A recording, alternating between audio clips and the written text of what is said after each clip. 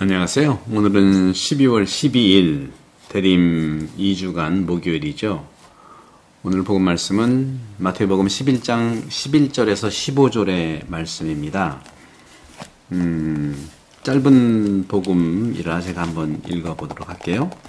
11장 11절에서 보게 되면 세례자 요한에 관하여 말씀하시다 하는 내용인데 11장 11절에 보면 내가 진실로 너희에게 말한다. 여자에게서 태어난 이들 가운데 세례자 요한보다 더 큰 인물은 나오지 않았다. 하지만 하늘나라에서는 가장 작은 이라도 그보다 더 크다. 세례자 요한 때부터 지금까지 하늘나라는 폭행을 당하고 있다. 폭력을 쓰는 나라, 그러니까 폭력을 쓰는 자들이 하늘나라를 빼앗으려고 한다. 모든 예언서와 율법은 요한에 이르기까지 예언하였다. 너희가 그것을 받아들이고자 한다면 요한이 바로 오기로 되어 있는 엘리야다. 귀 있는 사람은 들어라. 이 말씀입니다. 오늘 제목은 그래서 세례자 성 요한이에요. 그리고 오늘 복음에서 가장 서두에 여자에게서 태어난 이들 가운데 세례자 요한보다 더 큰 인물은 나오지 않았다 하는 거죠. 이스라엘 요즘은 이제 전쟁통이라 순례를 가지 못하죠. 근데 요르단강에서 예수님이 세례를 받는 모습을 그린 성화, 여기에서 세례자 요한은요, 키가 큰 사람으로 묘사되어 있어요. 한 발은 요르단을 강에 향해 이제 이렇게 뻗어 있고, 요르단을 향해 뻗어 있고, 다른 발은 이렇게 이제 남아있는, 어떻게 보는지 이렇게 비스듬하게 서 있는 것을, 볼 수가 있죠. 그 성화의 모습들을 여러분 보시면은 그렇게 이제 알 수가 있어요. 정확하게 이제 말씀을 드리면, 이것은 요르단과, 다른 것 사이에서 우리가 자세히 이제 볼 수가 있는데요. 구약과 신약을 걸쳐 있다고 보시면 되는 거예요. 다시 말하면 한 발은 구약에, 한 발은 신약에 걸쳐 있는 거예요. 구약의 마지막 예언자가 세례자 요한이고 신약의 첫 번째 예언자가 세례자 요한이라는 것이죠. 그래서 구약의 위대한 인물들은 예언의 은사로 구별됩니다.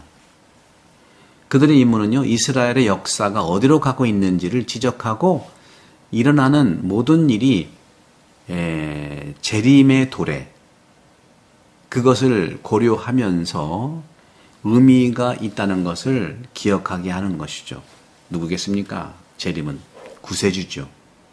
구세주의 재림의 비전 안에서 그 의미들을 우리가 깨닫고 기억하는 것, 이 모든 것을 얘기하는 것이고, 이것이 바로 이스라엘 역사가 가는 그곳을 바로 가리키는 것이 바로 예언자들의 사명이고 미션이에요. 그런 점에서 세례자 요한은요, 마지막 예언자이며 메시아는 아니라는 것을 나타내는 거예요. 요한복음 1장 36절에 보게 되면 보라, 하느님의 어린 양이 가신다. 하느님 어린 양을 보라 하잖아요. 우리 영성제 전에 보라, 하느님의 어린 양, 세상의 죄를 없애시는 분이시니, 이게 세례자 요한의 고백인 거예요. 더 많은 표징으로 직접적으로 개인적으로 그렇게 말씀하고 있죠. 그래서 세례자 요한의 설교는요, 예수님의 말씀 이전 마지막을 말합니다.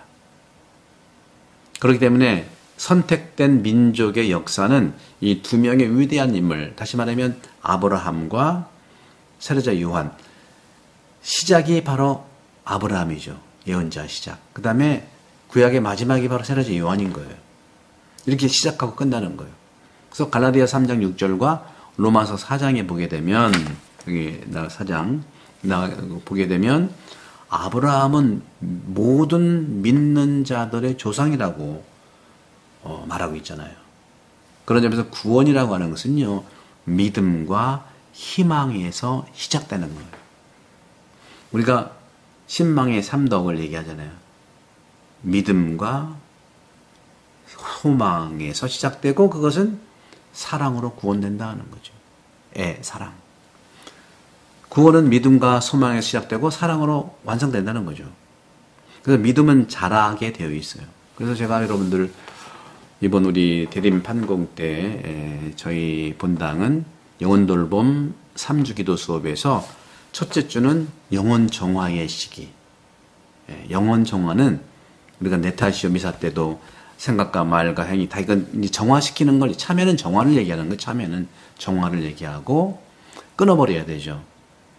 내 악습도 끊어버리고 나쁜 생각도 끊어버려야 되고 세례 때 우리가 끝나고 그랬잖아요. 그리고 옳지 않은 감정, 완고함, 또 뭡니까 편협함, 또 여러 가지 이제 우리가 이제 두려움, 불안 흘러가게 해야 되거든요. 나쁜 생각은 끊어버리고 이런 감정들 흘러가게, 이게 정화예요. 이걸 정화라고 하는 거예요. 영혼 정화, 참회가 영혼 정화, 부끄러운 걸 알면서 정화. 그 다음에 이제 영혼 성장은 바로 말씀으로 계속 우리가 채우는 거예요. 주님 말씀으로 채우는 거예요. 이게 성장이에요. 그 다음에 영혼 성숙은 뭐냐? 그러한 내가 참나로 다시 회복되는 걸 얘기해요. 이게 깨어있다는 것은, 새로움이라는 것은요, 나인 어떤 것이 되는 게 아니라 본래의 내가 되는 게 참나가 되는 것이 영혼 성숙의 포인트인데, 이건 기도를 통해서 가능한 거예요.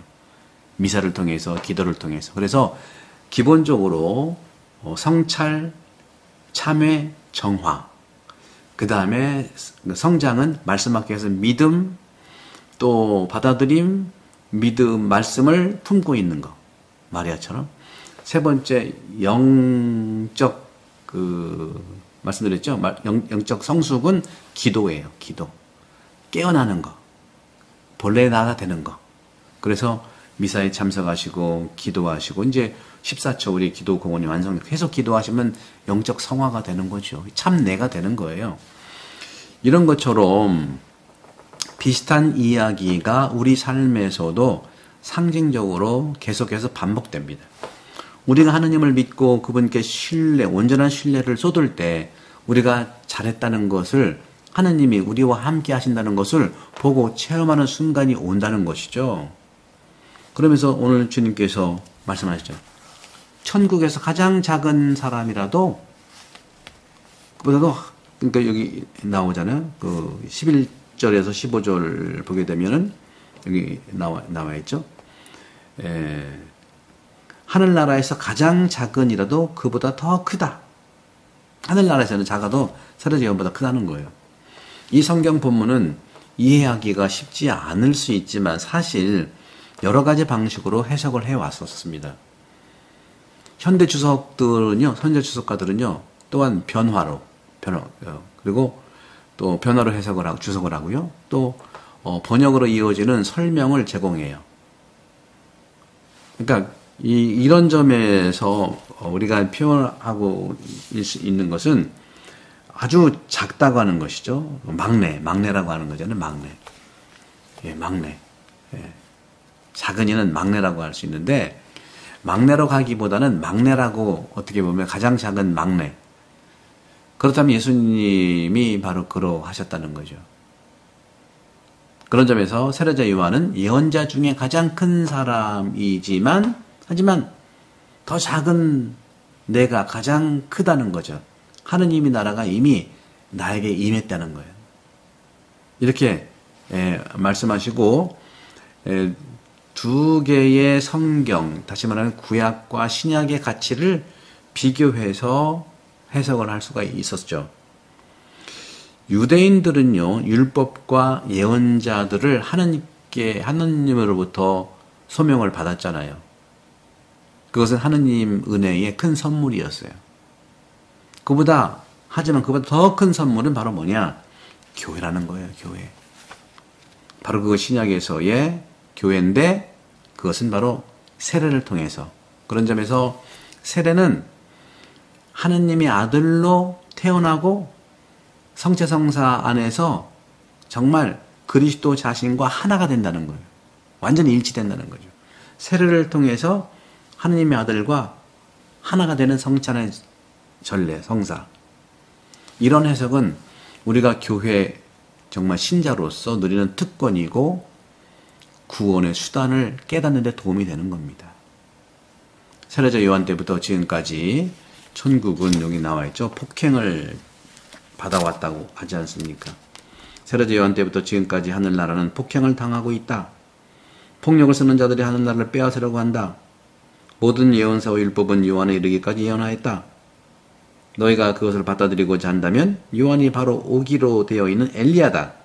귀 있는 사람은 들어라. 이 구절 역시 영적 저자들, 영성가들에 의해서 두 가지 방식으로 설명을 할 수가 있어요. 첫 번째 설명은 경험에 따라 우리가 단순하게 이해할 수 있는 거고요. 다시 말해 처음부터 오늘날까지 교회는 항상 어느 정도의 박해를 받아왔다는 거예요. 여러분도 성당 다닐 때 거기 밥이 나오냐 뭐가 나오냐 뭐 이렇게 일종의 가족적인 그런 작은 박해도 있을 수 있잖아요. 그리고 친구들이 너 천주교 다닌다면 왜 그러냐 뭐 그렇게 할 수도 있겠고요. 바로 이것을 고려해야 된다는 거죠. 이것이 바로 우리들의 이야기고 바로 세례자 요한의 이야기입니다. 작은 교회는 우리 자신이기 때문에 우리 삶 안에서도 이런 작은 자의 모습들이 있다는 것이죠. 개인적으로요, 선을 위한 모든 결정은요, 저항에 직면하게 되는 것이죠. 로욜라의 성 이냐시오께서도 그리스도인이 올바른 선택을 했다는 것을 확신시켜주는 것이 바로 역경이라고 말했어요. 역경. 순탄하지만은 않잖아요. 올바른 선택을 확신시켜주는 것이 이렇게 역경을 받게 되어 있거든요. 수도원 문헌에서도요, 이 복음 귀절에 또 다른 의미가 부여되곤 했습니다. 하느님 나라, 즉 교회, 성령의 은사는 이미 우리 사이, 우리 가운데 있다는 것이죠. 우리 가운데 와 있다는 거예요. 하지만 개종하고 회심하고 회개하고 진정으로 그리스도를 따르는 것은 어렵다는 그런 고백이기도 해요. 인간은요, 스스로를 강용해야 하는 그런 속성을 가지고 있나 봐요.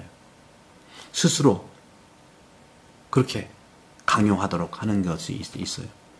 그런 점에서 하느님 나라를 소유하는 긍정적인 의미의 폭력자, 폭행자라고 생각합니다. 이것은 그리스도를 본받는다와 같은 결론을 얘기하는 거죠.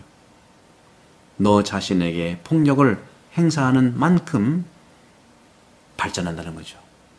그건 역사에서 검증됐잖아요. 고통받는 자가 성공하고 의인이 되고 하는 부분들이 굉장히 많습니다. 금수저가 계속돼서 하는 것보다 고통받는 자가 우리 역사 안에서 그런 것이 있을 수 있겠죠. 있을 수 있는 게 당연히 있어 왔었습니다. 이제 예수님은 하느님의 아들로 왕으로 태어나지만 고통을 받는 정말 고통받는